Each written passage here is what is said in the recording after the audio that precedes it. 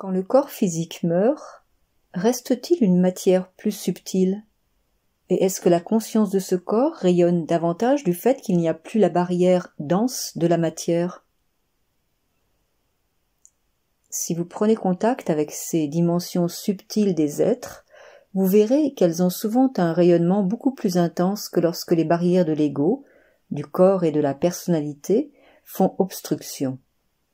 C'est la même différence qu'entre le soleil contemplé directement et ce même soleil réfléchi dans un miroir poussiéreux. La matière dense serait-elle donc un frein à l'expression et au rayonnement de la conscience? Oui, on peut le dire ainsi.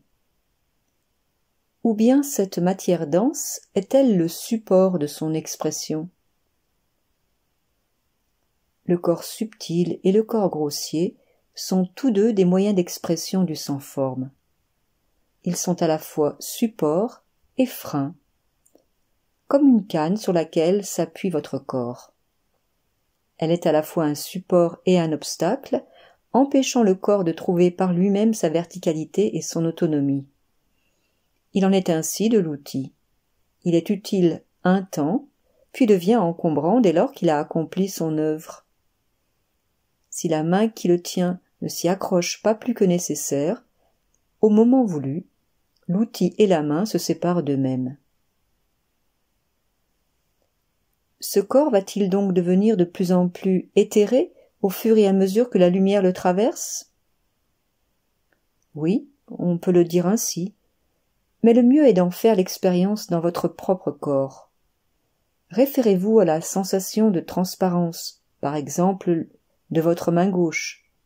Passez un moment à explorer cette sensation, les yeux fermés. Faites ensuite la même chose avec l'autre main. Transposez ensuite cette expérience à l'épaule, la hanche, l'articulation maxillaire ou la colonne lombaire. Voyez l'impact de cette sensation de transparence sur les tissus alentour. Ils acquièrent aussi cette même qualité. Dans le même temps, les énergies qui y étaient fixées se mettent à circuler. Le souffle vient parfaire ce travail, permettant d'éliminer les résidus du passé. L'expérience de la matière, plus ou moins dense, serait-elle donc un outil pour développer notre conscience? Le manifesté se transforme et évolue, mais la conscience support est libre de toute évolution, étant déjà accomplie par elle-même. L'expérience du corps a pour intérêt principal d'établir en vous la compréhension que vous n'êtes pas le corps, mais la conscience qui le contient. Le corps, plus exactement la sensation, est ainsi un pointeur vers la nature véritable de l'être. Laissez-vous regarder par la sensation, et vous comprendrez ainsi la perspective dont il est ici question. À un certain niveau de conscience, il n'y aurait donc plus nécessité d'expérimenter la matière? Tant qu'existe la croyance, aussi ténue soit-elle, je suis le corps, l'expérimentation de la matière est nécessaire.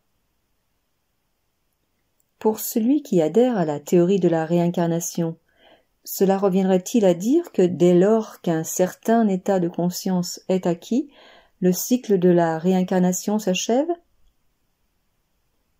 Oui, dès lors que l'identification au corps mental a disparu.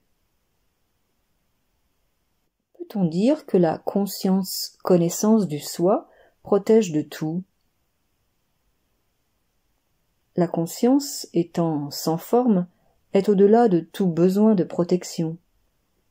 La protection concerne la forme. Toute forme cherche à protéger son intégrité. Cela est vrai sur le plan physique, mais aussi sur le plan psychologique. Dans ce dernier cas, c'est la forme du concept mental « moi » qui cherche une sécurité. Ce besoin, qui est le fruit de la peur, disparaît dès lors que le sentiment d'identité se déplace depuis la personnalité vers la présence d'arrière-plan. Quant aux besoins physiologiques d'intégrité corporelle, il est pris en charge par le corps et le mental, qui savent très bien mettre en place les éléments nécessaires à leur bon fonctionnement.